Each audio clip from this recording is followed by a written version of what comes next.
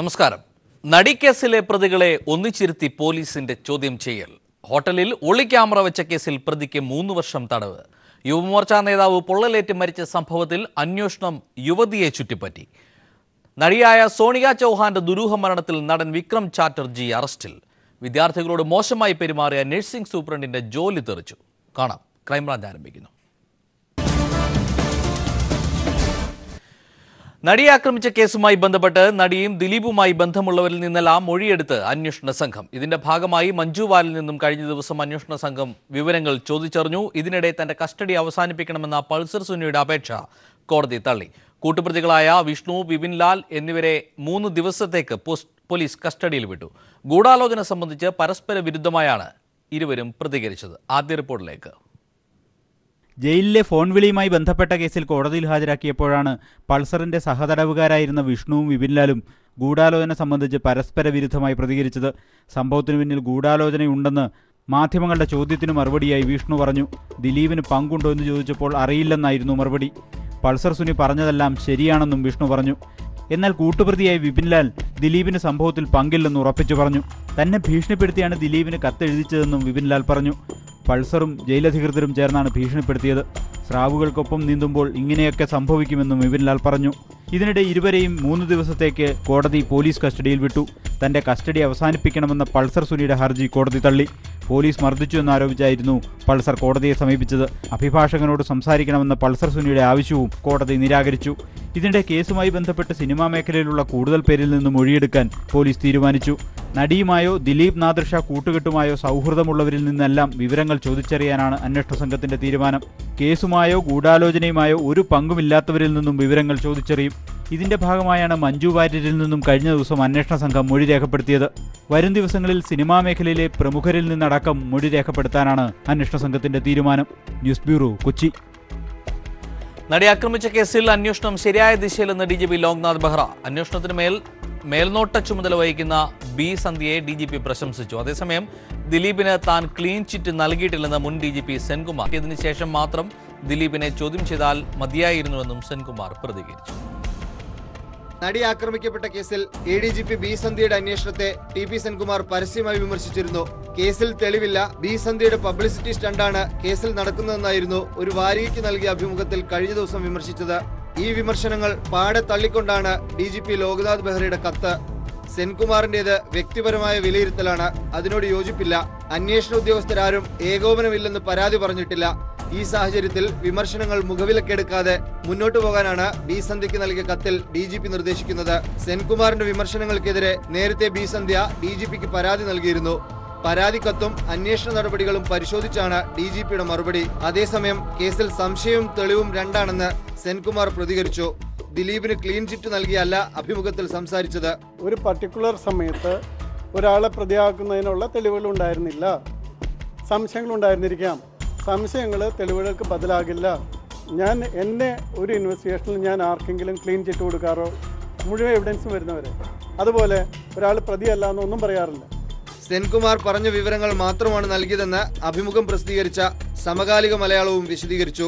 മറിച്ചുള്ള സെൻകുമാറിന്റെ പരാമർശങ്ങൾ വസ്തുതാവിരുദ്ധമാണെന്നും വാരിക വിശദീകരിക്കുന്നു. News bureau, Thiruvananthapuram, Kochi. കൊച്ചിയിൽ ആക്രമിക്കപ്പെട്ട നടിയെ അപകീർത്തിപ്പെടുത്തിയെന്ന പരാതികളിൽ സംസ്ഥാന വനിതാ കമ്മീഷൻ കേസെടുത്തു. വിമൻ ഇൻ സിനിമ കളക്ടീവ് നൽകിയ പരാതികളിലാണ് കേസെടുത്തിട്ടുള്ളത്. ചാനൽ ചർച്ചകളിലും സമൂഹ മാധ്യമങ്ങളിലും കൊച്ചിയിൽ ആക്രമിക്കപ്പെട്ട നടിയെ അപകീർത്തിപ്പെടുത്തുന്ന തരത്തിൽ പരാമർശങ്ങളുണ്ടായെന്ന് കാണിച്ച് സിനിമയിലെ വനിതാ സംഘടനയായ വിമൻ ഇൻ സിനിമ കളക്ടീവ് നൽകിയ പരാതിയിന്മേലാണ് സംസ്ഥാന വനിതാ കമ്മീഷൻ കേസെടുത്തത്. പരാതി നേരിട്ട് പരിശോധിക്കാൻ കമ്മീഷൻ ഡയറക്ടർ VU കുര്യാക്കോസിന് ചെയർപേഴ്സൺ MC ജോസഫൈൻ നിർദ്ദേശം നൽകി. എത്രയും വേഗം അന്വേഷിച്ച് റിപ്പോർട്ട് നൽകാനാണ് നിർദ്ദേശം. ഇന്ത്യൻ ലോയേഴ്സ് അസോസിയേഷൻ വനിതാ വിഭാഗവും ഇക്കാര്യത്തിൽ പരാതി നൽകിയിരുന്നു. അതേസമയം നടിയെ ആക്രമിച്ച കേസിൽ സർക്കാരിന്റേത് നിഷ്പക്ഷ നിലപാടായിരുന്നുവെന്ന് മുൻ DGP സെൻകുമാർ പറഞ്ഞു. ആരെയും രക്ഷിക്കാനോ ശിക്ഷിക്കാനോ സർക്കാർ ശ്രമിച്ചിട്ടില്ല. അന്വേഷണത്തിൽ സർക്കാർ ഇടപെട്ടിരുന്നില്ലെന്നും സെൻകുമാർ കൊച്ചിയിൽ വ്യക്തമാക്കി. എനിക്കറിയുന്നിടത്തോളം കാര്യം സർക്കാർ ഇതിൽ അഡ്വൈസായിട്ട് യാതൊരു ഇടപെടലും നടത്തിയിട്ടില്ല. സത്യം കണ്ടെത്തണമെന്നാണ്. കാരണം നിങ്ങൾക്കറിയാം, ഈ സർക്കാരിനെ പ്രത്യേകിച്ച് സംരക്ഷിക്കേണ്ട യാതൊരു ഉത്തരവാദിത്വം എനിക്കില്ല. അപ്പോൾ അതുകൊണ്ട് ഞാൻ മനസ്സിലാക്കിയ കാര്യം പറയുന്നത്, സർക്കാർ ഇതിൽ സത്യം കണ്ടെത്തണമെന്ന് മാത്രമാണ് നിർദ്ദേശം കൊടുത്തിട്ടുള്ളതായിട്ടും അതിന് വിരുദ്ധമായിട്ട് യാതൊരു ഡയറക്ഷനും ഒരാൾക്കും പോയിട്ടുള്ളതായിട്ടും എനിക്കറിവില്ല.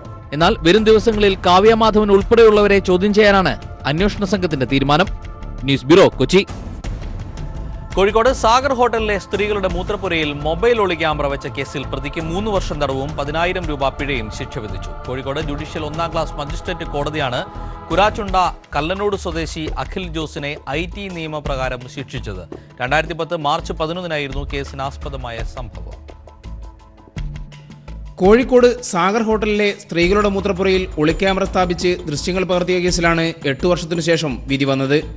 കേസിലെ പ്രതിയും ഹോട്ടലിലെ താൽക്കാലിക ജീവനക്കാരനുമായിരുന്ന കോഴിക്കോട് കല്ലാനോട് സ്വദേശി അഖിൽ ജോസിനെയാണ് കോടതി ശിക്ഷിച്ചത്. IT നിയമപ്രകാരം 3 വർഷം തടവും 10,000 രൂപ പിഴയുമാണ് ശിക്ഷ. ഹോട്ടൽ ടോയ്ലറ്റിൽ മൊബൈൽ ക്യാമറ സ്ഥാപിച്ച സംഭവം അന്ന് ഏറെ വിവാദമായിരുന്നു. ഹോട്ടലിൽ ഭക്ഷണം കഴിക്കാനെത്തിയ എഞ്ചിനീയറിംഗ് വിദ്യാർത്ഥിനിയാണ് സീലിംഗ് പാളിയിൽ വെച്ച മൊബൈൽ ഫോൺ കണ്ടത്. തുടർന്ന് കൂടെയെത്തിയ കൂട്ടുകാരികൾക്കൊപ്പമെത്തി ഫോൺ പരിശോധിച്ചപ്പോൾ ഓൺ ചെയ്ത നിലയിലായിരുന്നെന്ന് ബോധ്യമായി. പിന്നീട് ബന്ധുവിനെ വിളിച്ചു വരുത്തിയ ശേഷം പോലീസിൽ പരാതിപ്പെട്ടു. പരാതിക്കാരിയുടെ ബന്ധുവിനെ ഹോട്ടലിലെത്തിയ പോലീസ് മർദ്ദിച്ചതും സംഭവത്തിനൊപ്പം ഏറെ വിവാദമായിരുന്നു. പോലീസ് ക്യാമറ പരിശോധിച്ചതിൽ നിന്ന് കൂടുതൽ പേരുടെ ദൃശ്യങ്ങൾ പകർത്തിയതായി കണ്ടെത്തി. 1 മണിക്കൂർ 38 മിനിറ്റ് നേരം ടോയ്ലറ്റ് ദൃശ്യങ്ങൾ മൊബൈൽ ക്യാമറയിൽ റെക്കോർഡ് ചെയ്യപ്പെട്ടിരുന്നു. പെൺകുട്ടി സിറ്റി പോലീസ് കമ്മീഷണറായിരുന്ന S. ശ്രീജിത്തിന് നൽകിയ പരാതിയുടെ അടിസ്ഥാനത്തിലാണ് സംഭവത്തിൽ കേസെടുത്തതും അന്വേഷണം നടത്തി പ്രതി കുറ്റക്കാരനാണെന്ന് കണ്ടെത്തിയതും. News bureau, Kozhikode. യുവമോർച്ച നേതാവ് പൊള്ളലേറ്റ് മരിച്ച സംഭവത്തിൽ അന്വേഷണം തൃശൂർ മായന്നൂർ സ്വദേശിയായ യുവതിയെ ചുറ്റിപ്പറ്റി. മരിക്കുന്നതിന് തൊട്ടു മുൻപ് സജിൻ രാജ് യുവതിക്ക് ആത്മഹത്യാ സന്ദേശം നൽകി. ഇരുവരും തമ്മിലുള്ള സാമ്പത്തിക ഇടപാടുകളും പോലീസ് അന്വേഷിക്കുകയാണ്. യുവമോർച്ച നേതാവ് സജിൻ രാജ് പൊള്ളലേറ്റ് മരിച്ച സംഭവത്തിൽ ആത്മഹത്യാക്കുറിപ്പിൽ പറയുന്ന അമ്പിളിയെ ചുറ്റിപ്പറ്റിയാണ് പോലീസ് അന്വേഷണം പുരോഗമിക്കുന്നത്. മരിച്ച സജിൻ രാജ് അവസാനമായി അയച്ച വാട്സപ്പ് മെസ്സേജ് ഈ യുവതിയുടെ ഫോണിലേക്കാണെന്ന് പോലീസ് തിരിച്ചറിഞ്ഞിട്ടുണ്ട്. ഈ രാത്രി അവസാനിക്കുമ്പോൾ താൻ ഉണ്ടാവില്ലെന്നാണ് മെസ്സേജിൽ പറയുന്നത്. മരിക്കുന്നതിന് തൊട്ടു മുമ്പും കഴിഞ്ഞ ഏതാനും ദിവസങ്ങളിലുമായി മായന്നൂർ സ്വദേശിയായ അമ്പിളിക്ക് അയച്ച വാട്സപ്പ് സന്ദേശങ്ങളിൽ ജീവൻ ഒടുക്കുന്നതിൻ്റെ സൂചനകൾ ഉണ്ടായിരുന്നു. സജിൻ രാജിൽ നിന്ന് 3 ലക്ഷത്തോളം രൂപ ഈ യുവതി വാങ്ങിയതായി സന്ദേശങ്ങളിൽ കാറിൽ നിന്ന് പോലീസ് കണ്ടെടുത്ത കുറിപ്പിലും വ്യക്തമാക്കിയിട്ടുണ്ട്. എന്നാൽ മരണപ്പെടുന്നതിന് മുമ്പ് പോലീസ് നൽകിയ മരണമൊഴിയിൽ തന്നെ തടഞ്ഞു നിർത്തി പെട്രോൾ ഒഴിച്ച് തീ കത്തിച്ചതായി പറയുന്നു. ഇതിലെ വൈരുദ്ധ്യമാണ് പോലീസിനെ കുഴയ്ക്കുന്നത്. ഫോറൻസിക് വിഭാഗം നടത്തിയ പരിശോധനയിൽ മരണപ്പെട്ട സജിൻ ലാലിൻ്റേതല്ലാതെ മറ്റാരുടെയും വിരൽപ്പാട് കണ്ടെത്തിയിട്ടില്ലാത്തതിനാൽ ആത്മഹത്യ എന്ന് തന്നെയാണ് പോലീസിൻ്റെയും നിഗമനം. പെട്രോൾ കുപ്പിയിലും സ്റ്റിയറിംഗിലും ഇയാളുടെ തന്നെ വിരലടയാളമാണുള്ളതെന്നും ഫോറൻസിക് വിദഗ്ധർ സ്ഥിരീകരിച്ചിട്ടുണ്ട്. പോസ്റ്റ്മോർട്ടം റിപ്പോർട്ട് കൂടി ലഭിച്ച ശേഷമേ ആത്മഹത്യയാണോ എന്ന് സ്ഥിരീകരിക്കാൻ കഴിയൂ എന്ന നിലപാടിലാണ് പോലീസ്. സംഭവത്തിൽ മരണമൊഴിയുടെയും പിതാവിൻ്റെ സംശയത്തിൻ്റെയും അടിസ്ഥാനത്തിൽ ദുരൂഹത തേടി പോലീസ് അന്വേഷണം തുടരുകയാണ്. News bureau, Thiruvananthapuram. കോഴിക്കോട് കാരശ്ശേരിയിൽ ചാക്കിൽ കെട്ടിയ നിലയിൽ മൃതദേഹം കണ്ടെത്തിയ സംഭവത്തിൽ പോലീസ് അന്വേഷണം ഊർജിതമാക്കി. അന്വേഷണത്തിനായി പ്രത്യേക സംഘത്തെ നിയോഗിച്ചു. ഇൻക്വസ്റ്റ് നടപടികൾക്ക് ശേഷം മൃതദേഹം കോഴിക്കോട് മെഡിക്കൽ കോളേജ് ആശുപത്രി മോർച്ചറിയിലേക്ക് മാറ്റി. കൈകാലുകളും തലയും അറുത്തുമാറ്റിയ മൃതദേഹം ഇന്നലെ വൈകിട്ടാണ് എസ്റ്റേറ്റ് ഗേറ്റ് തുണ്ടിമൽ റോഡിൽ കണ്ടെത്തിയത്. മൃതദേഹത്തിന് ഒരാഴ്ചയോളം പഴക്കമുണ്ടെന്നാണ് നിഗമനം. അറവ് മാലിന്യത്തോടൊപ്പം ഉപേക്ഷിച്ച മൃതദേഹം അഴുകി തുടങ്ങിയിട്ടുണ്ട്. ഫോറൻസിക് സംഘവും ഡോഗ് സ്ക്വാഡും സംഭവസ്ഥലത്തെത്തി പരിശോധന നടത്തി. കൊടുവള്ളി ബേപ്പൂർ CIമാരുടെ നേതൃത്വത്തിലുള്ള പ്രത്യേക സംഘമാണ് കേസ് അന്വേഷിക്കുന്നത്. ചാലിയത്ത് നിന്ന് ദിവസങ്ങൾക്ക് മുമ്പ് കണ്ടെത്തിയ കൈകൾ ഈ മൃതദേഹത്തിൻ്റെതാണോ എന്ന് പോലീസ് പരിശോധിക്കുന്നുണ്ട്. ഇതിനായി മൃതദേഹത്തിന്റെ DNA പരിശോധന നടത്താനാണ് അന്വേഷണ സംഘത്തിന്റെ തീരുമാനം. വിവിധ പോലീസ് സ്റ്റേഷനുകളിൽ നിന്നും മാൻ മിസ്സിംഗ് കേസുകളുടെ വിവരവും പോലീസ് ശേഖരിച്ചിട്ടുണ്ട്. News bureau, Kozhikode. ബംഗാളി മോഡലും നടിയുമായ സോണിക ചൗഹാന്റെ ദുരൂഹ മരണത്തിൽ പങ്കുണ്ടെന്നാരോപിച്ച് നടൻ വിക്രം ചാറ്റർജിയെ അറസ്റ്റ് ചെയ്തു. ബംഗാൾ രാഷ്ട്രീയത്തിൽ തന്നെ വഴിത്തിരിവുണ്ടാക്കിയ സംഭവമാണ് സോണിക ചൗഹാന്റെ മരണം. ഇക്കഴിഞ്ഞ ഏപ്രിലിലാണ് കാർ അപകടത്തിൽ സോണിക ചൗഹാൻ കൊല്ലപ്പെട്ടത്. അപകടത്തിന് ശേഷം ഒളിവിലായിരുന്ന വിക്രം ചാറ്റർജിയെ ഇന്ന് പുലർച്ചയ്ക്ക് കൊൽക്കത്തയിലെ വസതിയിൽ നിന്നും അറസ്റ്റ് ചെയ്യുകയായിരുന്നു. മതിയായ തെളിവുകൾ ഉള്ളതുകൊണ്ടാണ് അറസ്റ്റ് ചെയ്തതെന്ന് പോലീസ് വ്യക്തമാക്കി. ഏപ്രിൽ 29-ന് പുലർച്ചെ 3:30 വിക്രം ചാറ്റർജി പാർട്ടി കഴിഞ്ഞ് സോണിക ചൗഹാനുമൊത്തു മടങ്ങവേ കാർ അപകടത്തിൽപ്പെട്ടത്. വാഹനമോടിക്കുമ്പോൾ ചാറ്റർജി മദ്യപിച്ചിരുന്നെന്നും അതല്ല അമിത വേഗമാണ് അപകടത്തിൽ കലാശിച്ചതെന്നുമാണ് റിപ്പോർട്ടുകൾ. മുഖ്യമന്ത്രി മമതാ ബാനർജിയും അവരുടെ പാർട്ടിയും രാഷ്ട്രീയ താൽപര്യങ്ങൾ കൊണ്ടും ബംഗാളിലെ മികച്ച ടെലിവിഷൻ ഷോയുടെ ഭാഗമായതുകൊണ്ടും ചാറ്റർജിയെ സംരക്ഷിക്കാൻ ശ്രമിച്ചിരുന്നു. അതിനാൽ ബംഗാൾ രാഷ്ട്രീയത്തിൽ തന്നെ വഴിത്തിരിവുണ്ടാക്കിയ സംഭവമാണ് സോണിക ചൗഹാന്റെ മരണം. News desk. People impact. വിദ്യാർത്ഥികളോട് മോശമായി പെരുമാറിയ നെടുമങ്ങാട് നൈറ്റിംഗേൽ നഴ്സിംഗ് കോളേജിലെ പ്രിൻസിപ്പലിനെ പുറത്താക്കാൻ മാനേജ്മെന്റിന്റെ തീരുമാനം. വിദ്യാർത്ഥികളോടുള്ള പ്രിൻസിപ്പലിന്റെ മോശം പെരുമാറ്റത്തെക്കുറിച്ചുള്ള വാർത്ത പീപ്പിൾ ടിവിയാണ് പുറത്തു കൊണ്ടുവന്നത്. പ്രിൻസിപ്പാളിനെതിരെ നടപടിയെടുത്തതോടെ വിദ്യാർത്ഥികൾ നടത്തിവന്ന സമരം അവസാനിപ്പിച്ചു. കോളേജ് പ്രിൻസിപ്പലിന്റെ പീഡനവും മാനേജ്മെന്റിന്റെ പ്രതികാര നടപടികളിലും പ്രതിഷേധിച്ച സമരത്തിനിറങ്ങിയ നെടുമങ്ങാട് നൈറ്റിംഗേൽ നഴ്സിംഗ് കോളേജിലെ വിദ്യാർത്ഥികളുടെ സമരത്തെക്കുറിച്ചുള്ള വാർത്ത ഇന്നലെയാണ് പീപ്പിൾ ടിവി പുറത്തെത്തിച്ചത്. വാർത്ത പുറത്തു വന്നതോടെ മാനേജ്മെന്റ് വിദ്യാർത്ഥികളുമായി ചർച്ചയ്ക്ക് തയ്യാറായി. നെടുമങ്ങാട് സർക്കിൾ ഇൻസ്പെക്ടറുടെ നേതൃത്വത്തിൽ മാനേജ്മെന്റും വിദ്യാർത്ഥി പ്രതിനിധികളുമായി ചർച്ച നടത്തി. തുടർന്ന് പ്രിൻസിപ്പൽ ഐഷ കുഞ്ഞപ്പനെ സസ്പെൻഡ് ചെയ്യാൻ തീരുമാനിച്ചു. വിദ്യാർത്ഥികൾ മുന്നോട്ട് വെച്ച മറ്റ് എല്ലാ ആവശ്യങ്ങളും അംഗീകരിക്കാമെന്ന് മാനേജ്മെന്റ് രേഖാമൂലം ഉറപ്പു നൽകുകയും ചെയ്തു. ഞങ്ങൾക്ക് അതിയായിട്ടുള്ള സന്തോഷമുണ്ട്. കാരണമെന്ന് പറഞ്ഞാൽ നമ്മൾ 6 ദിവസമായി നടന്നുകൊണ്ടിരുന്ന സമരം ഇന്നലെ അവസാനിച്ചു. നെടുമങ്ങാട് സിഐയുടെ സാന്നിധ്യത്തിൽ നടന്ന ചർച്ചയിൽ മാനേജ്മെന്റ് ഞങ്ങളുടെ ഏറെക്കുറെയുള്ള ആവശ്യങ്ങൾ അംഗീകരിച്ചു. കോളേജിന്റെ അഫിലിയേഷൻ റദ്ദു ചെയ്തെങ്കിലും നിലവിൽ പഠിക്കുന്ന കുട്ടികൾക്ക് പഠനത്തിന് യാതൊരുവിധ ബുദ്ധിമുട്ടുകളും ഉണ്ടാകില്ലെന്ന് മാനേജ്മെന്റ് പ്രതിനിധികൾ വിദ്യാർത്ഥികൾക്കും രക്ഷിതാക്കൾക്കും ഉറപ്പു നൽകി. 1 മാസത്തിനകം PTA കൂടി പ്രാഥമിക ആവശ്യങ്ങളെക്കുറിച്ച് തീരുമാനമെടുക്കാമെന്നും ഇവർ പറഞ്ഞു. മാനേജ്മെന്റ് പ്രതിനിധികളും രക്ഷിതാക്കളും വിദ്യാർത്ഥികളുടെ പ്രതിനിധികളും ചർച്ചയിൽ പങ്കെടുത്തു. എന്തായാലും പഠനം പാതിവഴിയിൽ നിലയ്ക്കുമെന്ന് കരുതിയ നൈറ്റിംഗേൽ കോളേജിലെ വിദ്യാർത്ഥികൾക്ക് പരിഹാരമായിരിക്കുകയാണ്. News bureau, Thiruvananthapuram. ഹീമോഫീലിയ ബാധിതന് HIV ഉണ്ടെന്ന് തെറ്റായി റിപ്പോർട്ട് ചെയ്ത ലാബിനെതിരെ പരാതി. കോഴിക്കോട്ടെ സ്വകാര്യ ലാബാണ് തെറ്റായ റിപ്പോർട്ട് നൽകിയത്. റിപ്പോർട്ടിന്റെ അടിസ്ഥാനത്തിൽ കൂടുതൽ പരിശോധന നടത്തിയപ്പോൾ രോഗി HIV ബാധിതനല്ലെന്ന് ഡോക്ടർമാർ കണ്ടെത്തി. ലാബിനെതിരെ നടപടിക്കൊരുങ്ങുകയാണ് രോഗിയുടെ കുടുംബം. വർഷങ്ങളായി ഹീമോഫീലിയയ്ക്ക് ചികിത്സ തുടരുന്ന മലപ്പുറം കോട്ടക്കൽ സ്വദേശി അൻവർ സാദത്തിന്റെ മകൻ അസീസുദ്ദീനാണ് സ്വകാര്യ ലാബുകാർ HIV ആണെന്ന തെറ്റായ റിപ്പോർട്ട് നൽകിയത്. രക്തം കയറ്റുന്നതിനായി കോഴിക്കോട് മെഡിക്കൽ കോളേജിലെത്തിയ അസീസുദ്ദീന് എലിസ ടെസ്റ്റ് ചെയ്യാൻ ഡോക്ടറാണ് നിർദ്ദേശിച്ചത്. രക്തം കയറ്റാനായി കയ്യിൽ കാനുല കുത്തുന്നതിനിടെ നഴ്സിന് നീഡിൽ കൊണ്ട് മുറിവേറ്റതിനാലാണ് ഡോക്ടർ ടെസ്റ്റ് നടത്താൻ പറഞ്ഞത്. കോളേജ് പരിസരത്തുള്ള ആലിയ ലാബിൽ നിന്നാണ് പരിശോധന നടത്തിയത്. പരിശോധനയിൽ രക്തത്തിൽ HIV കൂടിയ അളവായ 5.3 എന്നാണ് രേഖപ്പെടുത്തിയിരിക്കുന്നത്. HIV പോസിറ്റീവാണെന്ന ലാബ് റിപ്പോർട്ടിന്റെ അടിസ്ഥാനത്തിൽ അസീസുദ്ദീനെ പരിചരിച്ച നഴ്സുമാരും ഡോക്ടർമാരും പ്രതിരോധ മരുന്നെടുക്കേണ്ട അവസ്ഥയുണ്ടായി. ലാബ് റിപ്പോർട്ട് ഉറപ്പിക്കാനായി മറ്റു ലാബുകളിലും കോളേജിലെ ലാബിലും പരിശോധിച്ചപ്പോഴാണ് HIV ഇല്ലെന്ന കാര്യം ഡോക്ടർമാർ ഉറപ്പിച്ചതെന്ന് അൻവർ സാദത്ത് പറയുന്നു. അപ്പോൾ ഇത് പഠിക്കാത്തവരാണ് ലാബിൽ പോയിരിക്കുന്നത്. ഇതുണ്ടാവും, ഇത് എനിക്ക് സംഭവിച്ച മാതിരി ഇനി വേറെ രോഗികൾക്ക് ഇത് സംഭവിക്കാൻ പാടില്ല. കാരണം അപ്പത്തെ ആ 2-3 ദിവസത്തെ ഈ 2 ദിവസത്തെ അവസ്ഥ പറയാൻ പറ്റില്ല. കാരണം എൻ്റെ കുടുംബം ആകെ വളരെ ഇതിലാണ്. ഞങ്ങൾ മാറ്റി നിർത്തപ്പെടല്ലേ. കോഴിക്കോട്ടെ അറിയപ്പെടുന്ന കോൺഗ്രസ് നേതാവിന്റെ മരുമകന്റെ ഉടമസ്ഥതയിലുള്ള ലാബിനെതിരെ മുഖ്യമന്ത്രി അടക്കമുള്ളവർക്ക് പരാതി നൽകാനുള്ള തീരുമാനത്തിലാണ് അസീസുദ്ദീന്റെ കുടുംബം. News bureau, Kozhikode. കേരളത്തിൽ പ്രവേശിക്കുന്നതിന് നെഹ്റു ഗ്രൂപ്പ് ചെയർമാൻ P. കൃഷ്ണദാസിന് വിലക്ക്. കോയമ്പത്തൂരിൽ തുടർന്നാൽ മതിയെന്നും സുപ്രീം കോടതി ഉത്തരവിട്ടു. ജിഷ്ണു പ്രണോയ്, ഷഹീർ ഷൗക്കത്ത് അലി കേസുകളിൽ സംസ്ഥാന സർക്കാർ നൽകിയ ഹർജിയിലാണ് സുപ്രീം കോടതിയുടെ ഉത്തരവ്. നെഹ്റു കോളേജ് വിദ്യാർത്ഥികളായ ജിഷ്ണു പ്രണോയെയും ഷഹീർ ഷൗക്കത്തിലെയും മർദ്ദിച്ച കേസിൽ സംസ്ഥാന സർക്കാരിന്റെ ആവശ്യം പരിഗണിച്ചാണ് കൃഷ്ണദാസ് കേരളത്തിൽ പ്രവേശിക്കുന്നതിനെ സുപ്രീം കോടതി വിലക്കിയത്. 2 കേസുകളും വളരെ ഗൗരവമുള്ളതാണ്. ഇടിമുറിയുണ്ടാക്കി വിദ്യാർത്ഥികളെ ഭീഷണിപ്പെടുത്തുന്നയാളാണ് കൃഷ്ണദാസ് എന്ന് സംസ്ഥാന സർക്കാരിന് വേണ്ടി ഹാജരായ അഡീഷണൽ സോളിസിറ്റർ ജനറൽ ചൂണ്ടിക്കാട്ടി. ജിഷ്ണു പ്രണോയ് മർദ്ദനത്തെ തുടർന്ന് ആത്മഹത്യ ചെയ്ത കേസിൽ അന്വേഷണം പുരോഗമിക്കുന്നു. ഇതേ കേസിലെ തെളിവ് നശിപ്പിക്കലിന്റെ ഭാഗമായാണ് ഷഹീർ ഷൗക്കത്ത് അലി മർദ്ദന കേസ്. അതിനാൽ കൃഷ്ണദാസിന്റെ ജാമ്യം റദ്ദാക്കി അന്വേഷണ ഉദ്യോഗസ്ഥർക്ക് കൈമാറണം.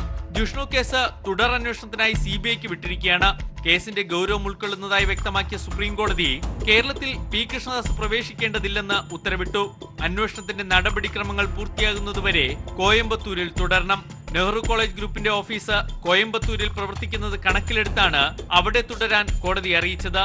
മക്കൾ പാലക്കാട്ട് പഠിക്കുന്നതിനാൽ കേരളത്തിൽ പോകാൻ അനുവദിക്കണമെന്ന് കൃഷ്ണദാസിന്റെ അഭിഭാഷകൻ ആവർത്തിച്ച് ആവശ്യപ്പെട്ടു. എന്നാൽ കൃഷ്ണദാസ് ഇപ്പോൾ കോളേജിൽ പഠിക്കുന്നില്ലല്ലോ എന്നായിരുന്നു കോടതിയുടെ മറുപടി. മക്കളല്ലേ പഠിക്കുന്നത്. കോയമ്പത്തൂർ നല്ല സ്ഥലമാണെന്നും കോടതി കൃഷ്ണദാസിന്റെ അഭിഭാഷകനോട് പറഞ്ഞു. അന്വേഷണ ഉദ്യോഗസ്ഥർ ആവശ്യപ്പെട്ടാൽ മാത്രം കേരളത്തിലെത്തിയാൽ മതി. കേസ് അന്വേഷണത്തെക്കുറിച്ച് CBIയുടെ അഭിപ്രായം കൂടി അറിയാൻ കോടതി തീരുമാനിച്ചു. കേസ് CBIക്ക് സർക്കാർ കൈമാറിയ സാഹചര്യത്തിൽ അത് ഏറ്റെടുക്കുന്നതിനെക്കുറിച്ച് 2 ആഴ്ചയ്ക്കുള്ളിൽ മറുപടി നൽകണം. News bureau, Delhi. നീതിന്യായ വ്യവസ്ഥയിൽ വിശ്വാസമുണ്ടെന്ന് ജിഷ്ണുവിന്റെ അമ്മ മഹിജ പറഞ്ഞു. നെഹ്റു കോളേജ് ചെയർമാൻ കൃഷ്ണദാസിനെതിരായ കോടതി ഉത്തരവിൽ പ്രതികരിക്കുകയായിരുന്നു മഹിജ. നീതിന്യായ വ്യവസ്ഥയിൽ വിശ്വാസമുണ്ട്. സുപ്രീം കോടതിയിൽ നിന്ന് നീതി ലഭിക്കുമെന്ന് വിചാരിക്കുന്നു.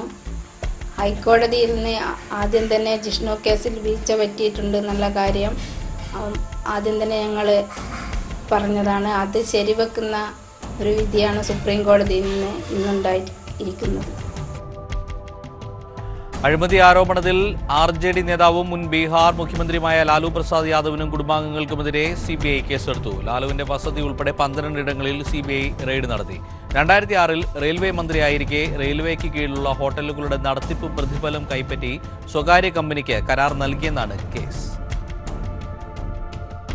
പുലർച്ചെ 5:30 ലാലു പ്രസാദ് യാദവിന്റെ വസതി ഉൾപ്പെടെ 12 സ്ഥലങ്ങളിൽ CBI റെയ്ഡ് ആരംഭിച്ചത്. ലാലു പ്രസാദ് യാദവിന് പുറമെ ഭാര്യ റാബ്രി ദേവി, മകനും ബീഹാർ ഉപമുഖ്യമന്ത്രിയുമായ തേജസ്വിനി യാദവ്, IRCTC മുൻ MD PK ഗോയൽ, ലാലുവിന്റെ വിശ്വസ്തൻ പ്രേംചന്ദിന്റെ ഭാര്യ സുജാത തുടങ്ങിയവർക്കെതിരെയാണ് CBI കേസ് രജിസ്റ്റർ ചെയ്തത്. 2006-ൽ ലാലു പ്രസാദ് യാദവ് കേന്ദ്ര റെയിൽവേ മന്ത്രിയായിരിക്കെയുള്ള അഴിമതി ആരോപണത്തിലാണ് അന്വേഷണം.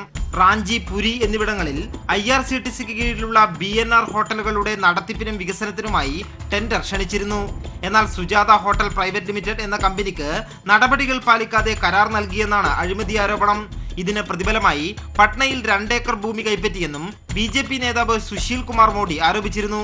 ലാലുവിനെതിരായ CBI നടപടി രാഷ്ട്രീയ പകപോക്കലാണെന്ന് RJD നേതൃത്വം ആരോപിച്ചു. കേസിനെ രാഷ്ട്രീയമായും നിയമപരമായും നേരിടുമെന്നും RJD നേതാവ് മനോജ് ഝാ പറഞ്ഞു.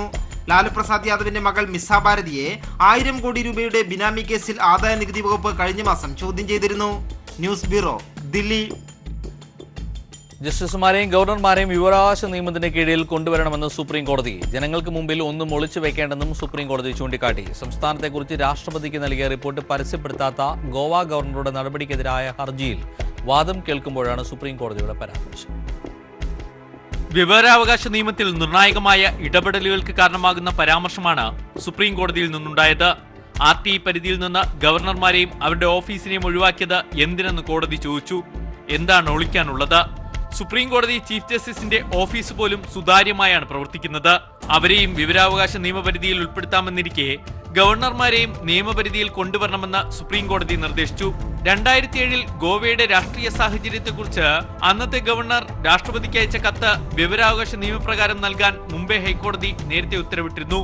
ഇതിനെതിരെ സമർപ്പിച്ച ഹർജിയിലാണ് ജസ്റ്റിസുമാരായ അരുൺ മിശ്ര, അമിതാവ് റോയ് എന്നിവരടങ്ങിയ ബെഞ്ചിന്റെ നിർദ്ദേശം.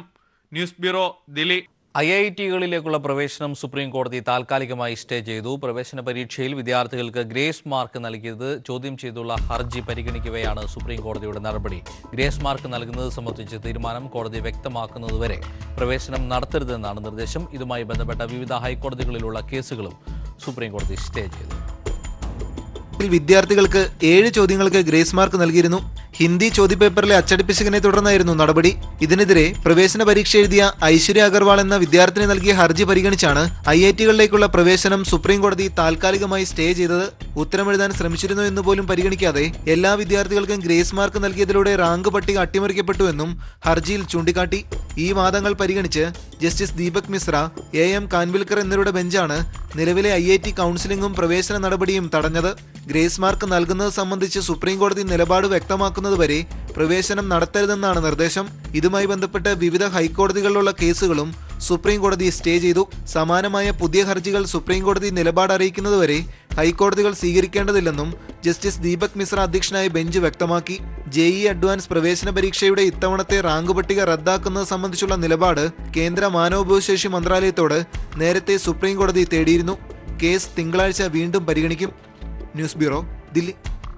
കൈക്കരുത്ത് കാട്ടി പെൺകുട്ടികളെ പേടിപ്പിക്കാമെന്ന് ഇനി ആരും കരുതണ്ട. ആക്രമണങ്ങളിൽ നിന്ന് സ്വയം രക്ഷ നേടാൻ പെൺകുട്ടികൾക്ക് പരിശീലനം നൽകാൻ കോഴിക്കോട് പോലീസിന്റെ സെൽഫ് ഡിഫൻസ് ട്രെയിനിംഗ് സെന്റർ തയ്യാറായി കഴിഞ്ഞു. റിപ്പോർട്ട്. ആവശ്യമായ ഇടങ്ങളിൽ മാത്രം അടവുകൾ പ്രയോഗിക്കണം. സ്ത്രീകൾക്കും പെൺകുട്ടികൾക്കും കൈക്കരുത്തിന്റെ പുതിയ പാഠം പകർന്നുകൊടുക്കുകയാണ് പോലീസ്.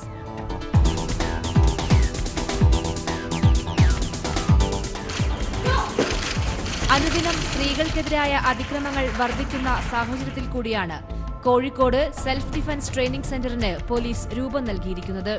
കമ്മീഷണറുടെ ഓഫീസിന് സമീപത്തായാണ് ട്രെയിനിംഗ് സെന്റർ പ്രവർത്തിക്കുക. 2 വർഷത്തോളമായി സ്കൂളിലും മറ്റുമായി പെൺകുട്ടികൾക്ക് പരിശീലനം നൽകിയിരുന്നുവെങ്കിലും ആദ്യമായാണ് ട്രെയിനിങ്ങിനായി ഒരു സെന്റർ തന്നെ നിർമ്മിച്ചിരിക്കുന്നത്. പ്രായഭേദമന്യേ വനിതകൾക്ക് പരിശീലനം നൽകാൻ റെഡിയാണ് ഇവിടെയുള്ള പോലീസ് ഉദ്യോഗസ്ഥർ.